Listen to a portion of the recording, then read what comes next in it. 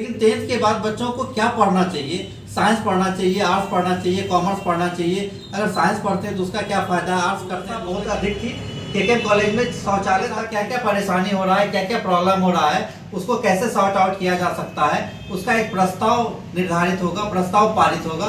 उस प्रस्ताव को हम लोग आगे राज्यपाल तक भेजेंगे। और विद्यार्थी परिषद की ओर से आप तमाम प्रेस के बंधुओं का मैं स्वागत करता हूं कि आज प्रेस कॉन्फ्रेंस में आप लोग अपना कीमती समय निकाल के आए हैं। और ये जो आज का एक प्रेस वार्ता है, प्रेस वार्ता का मुख्य उद्देश्य है कि आगामी 31 जनवरी को जिला स्तरीय छात्र अधिवेशन है और उसी को लेकर के ये प्रेस वार्ता है। और ये जो अधिवेशन है ये अखिल भारतीय विद्यार्थी परिषद के द्वारा चलाया जा रहा है। ये अधिवेशन पूरे भारतवर्ष में चलाया जा रहा है और भारत के प्रत्येक जिला में ये अधिवेशन चल रहा है। उसी कड़ी में हमारे जमुई में भी 31 जनवरी को ये खुला अधिवेशन होना है, जिसमें छात्रों की सहभागिता होगी।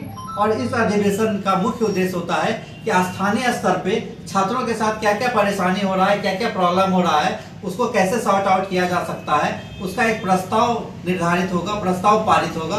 उस प्रस्ताव को हम लोग आगे राज्यपाल तक भेजेंगे। और जो भी व्यवस्थाएं हैं, जो भी व्यवस्था की आवश्यकता है, खास करके अपने जमुई जिला के लिए, उसका प्रस्ताव आएगा, वो पारित करके हम लोग आगे उस पर पूरे 1 साल तक काम करते रहेंगे। विद्यार्थी परिषद का उद्देश्य ही है छात्र हित और राष्ट्र हित। और अभी आपको मैं वर्तमान में बता दूं, हमारे केकेएम कॉलेज की मैं अगर बात करूं स्थानीय स्तर पे, केकेएम कॉलेज की दुर्दशा बहुत अधिक थी।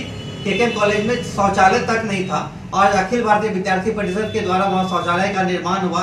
इतना नहीं, एमए की पढ़ाई की जो बात हो रही है, कुछ लोग अपना पीठ थपथपा रहे हैं, जबकि अखिल भारतीय विद्यार्थी परिषद पिछले कई वर्षों से लगातार संघर्ष करते आया है। और उसी का देन है कि आज हमारे केकेएम कॉलेज में एमए की पढ़ाई भी प्रारंभ किया जा रहा है। तो निश्चित रूप से अखिल भारतीय विद्यार्थी परिषद जो भी कार्य करती है छात्र के हित के लिए करती है और इससे काफी फायदा होता है छात्रों को।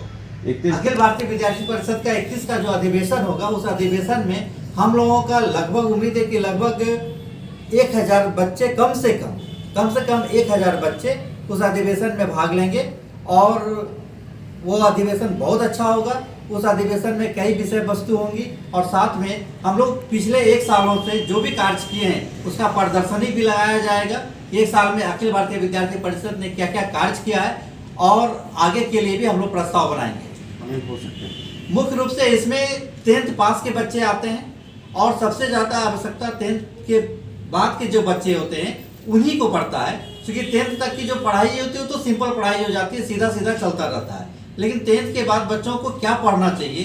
साइंस पढ़ना चाहिए, आर्ट्स पढ़ना चाहिए, कॉमर्स पढ़ना चाहिए। अगर साइंस पढ़ते हैं तो उसका क्या फ़ायदा है, आर्ट्स करते हैं तो उसका क्या फ़ायदा है। इस तरह से उस अधिवेशन में कई बिंदुओं पे चर्चा होगी, जिससे कि छात्र छात्राओं को निश्चित रूप से बहुत मदद मिलेगा। हम आपके चैनल के माध्यम से कहना चाहेंगे कि अखिल भारतीय विद्यार्थी परिषद एक गैर राजनीतिक संस्थान है और इसमें ये छात्र हित और राष्ट्र हित की बात करती है। और अखिल भारतीय विद्यार्थी परिषद जितने भी छात्र हैं, सारे के सारे छात्रों को अखिल भारतीय विद्यार्थी परिषद का कार्यकर्ता होना ही चाहिए।